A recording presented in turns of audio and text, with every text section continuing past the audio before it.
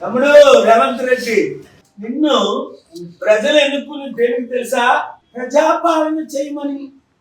నువ్వు వచ్చిన దగ్గర నుంచి ప్రజాపాలన లేదు, 6 గ్యారంటీలు లేవు అమలు, అభివృద్ధి అక్కడ లేదు, అప్పులు తీర్చడం లేదు, ఇంకో 1,10,000 కోట్ల అప్పు పెరిగిపోయింది తెలంగాణకి. నీ పుణ్యం వల్ల ఇప్పుడేమో డిస్ట్రాక్ట్ చేసేస్తున్నావు.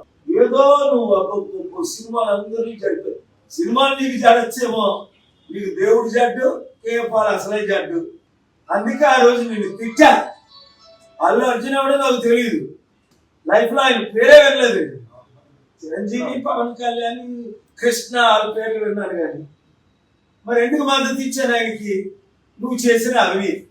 కేసీఆర్ అడాప్ట్ చేసిన ఊరికి వెళ్ళాడు, అక్కడ లేదు. సిగ్గు మందు తాగి అలా పడుకోవడమే తప్ప ఫామ్ హౌస్ లో ఆయన ఏం చేశాడు?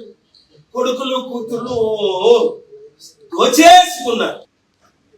ఈ చిన్నోడు ఇప్పుడు రేవంత్ రెడ్డి ట్యాక్స్ అని మొదలు పెట్టాడు. కనుక గ్రామాభివృద్ధి దేశాభివృద్ధి. టీవీలో అద్భుతంగా మాట్లాడతాడు, ఎందుకంటే ఓనర్స్ అందరూ ఆలే, ఆ ఛానల్ అన్ని ఆలే.